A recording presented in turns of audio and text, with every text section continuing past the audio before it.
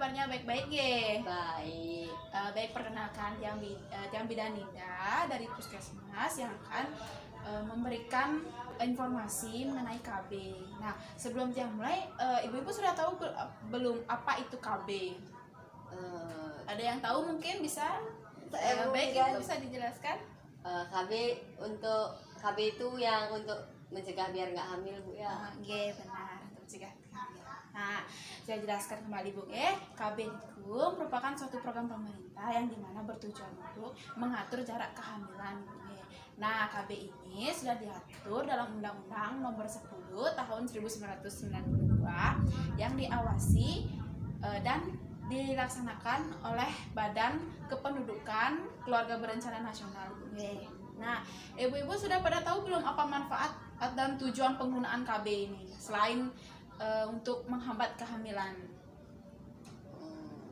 Ngatur jarak, Bu Bidan. Ya, ngatur jarak anak pertama dan seterusnya misalnya ya, atau jarak kedua ke anak ketiga. Nah, tujuan atau manfaat lainnya penggunaan KB yaitu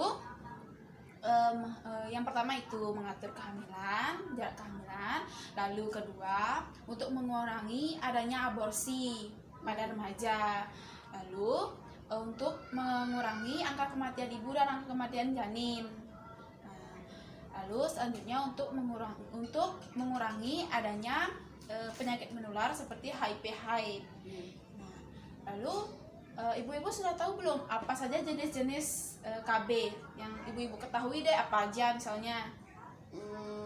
KB pil sama pasang sama suntik. Oh ya, itu salah satu jenisnya ya. Nah, saya jelaskan kembali jenis-jenis dari jenis-jenis dari KB itu. Yang pertama ada pil KB. Nah, pil KB ini terbagi menjadi dua, yaitu pil KB untuk 1 bulan dan pil KB untuk jarak 3 bulan. Nah, yang dimana pil KB untuk 1 bulan ini itu pil KB kombinasi. Pil KB kombinasi ini terdiri dari hormon progesteron dan estrogen. Nah, fungsinya itu sama untuk menghambat kehamilan atau menunda kehamilan. Lalu keuntungan dari pil KB ini yaitu mudah digunakan, asalkan ibu-ibu itu teratur minumnya. Nah, pil KB ini juga tidak hanya untuk wanita saja, namun ada untuk laki-laki juga, dan itu sama penggunaannya 1 bulan dan 3 bulan. Lalu selanjutnya ada suntik KB. Nah, suntik KB ini itu sama dengan pil KB, ada yang 1 bulan dan ada yang 3 bulan. Nah, suntik KB ini itu dimasukkan melalui jaringan pembuluh, disalurkan langsung ke organ tubuh kita. Nah, tujuan itu sama untuk menghambat kehamilan. Lalu kerugian dari penggunaan ini itu terkadang haid ibu-ibu itu terkadang banyak, namun terkadang sedikit. Nah, itu kekurangannya. Lalu selanjutnya ada kondom. Nah, kondom ini biasanya digunakan pada saat ingin melakukan hubungan seksual agar sel sperma yang dikeluarkan tidak langsung masuk ke vagina ibu agar tidak terjadi kehamilan atau pembuahan. Keuntungan dari kondom ini yaitu mencegah adanya penyakit seksual menular. Namun kerugian dari kondom ini terkadang jenis kondom itu berbeda-beda, ada yang tebal, ada yang tipis. Nah, misalnya kalau dia tipis tuh kadang bisa juga dia nembus sel spermanya itu. Lalu selanjutnya ada implan. Nah, biasanya implan ini digunakan pada di lengan ibu. Tujuannya itu sama untuk memperlambat kehamilan. Namun kekurangannya ini kadang aktivitas kita tuh terganggu karena yang di tempat pemasangan KB itu kan di sebelah lengan. Nah, sedangkan lengan itu biasanya kita sering gunakan untuk beraktivitas. Nah, aktivitas kita itu terkadang terganggu oleh penggunaan KB ini. Lalu selanjutnya itu ada IUD. Nah, IUD, penggunaan IUD ini dia aman, dan penggunaan IUD ini bisa berlangsung hingga 5 tahun ke depan. Lalu eh, manfaat dari IUD ini, dia penggunaannya itu sekali pasang dan kita tidak perlu lagi untuk mengingat-ingat apakah kita harus, misalnya kayak pil KB kita harus mengingat minum obatnya, lalu seperti suntik KB kita harus ingat kontrol kan. Jika IUD ini tidak, dia sekali pasang, namun kekurangannya terkadang terasa tidak nyaman saat melakukan hubungan seksual, yang dimana terdapat sisa benang dari IUD tersebut di vulva ibu atau di bagian vagina ibu. Itu terasa tidak nyaman, terasa risih rasanya saat hubungan seksual.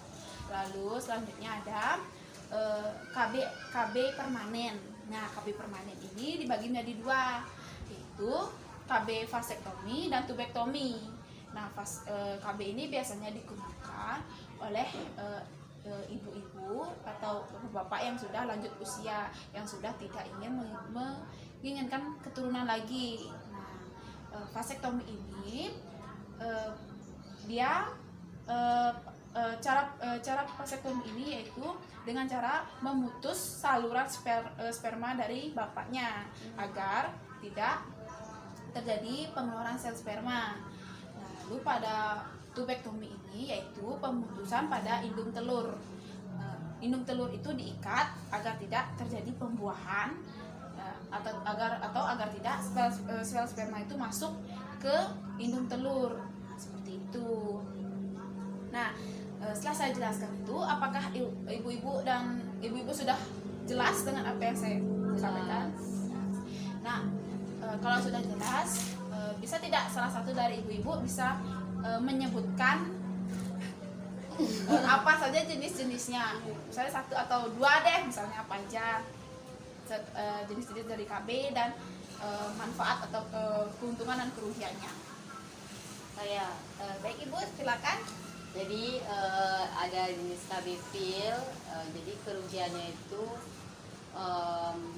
kita kalau lupa minum bisa gagal. Ya. KB suntik ada KB 1 bulan sama KB suntik 3 bulan. Itu juga kekurangannya sama kayak pil, kalau harus kontrol ya, kalau nggak kontrol bisa gagal juga. Saya ada KB IUD ini 1 kali pemasangan saja, tapi kekurangannya hanya saat berhubungan seksual merasa tidak nyaman, ada yang mengganggu. Lalu ada kondom dan ada implan. Kalau implan di lengan biasanya, tapi karena kekurangan itu agak merasa terganggu karena lengan sering digunakan. Itu aja ibu. Ya, benar ibu ya. Berarti ibu-ibu sudah pada memahami apa yang saya jelaskan tadi. Baik, sekian yang dapat saya berikan informasi saat ini. Nanti jika misalnya ada informasi lanjutan atau informasi apapun itu, kami akan melakukan penyuluhan kembali dengan ibu-ibu. Terima kasih atas kerjasamanya ibu. Terima kasih Bu.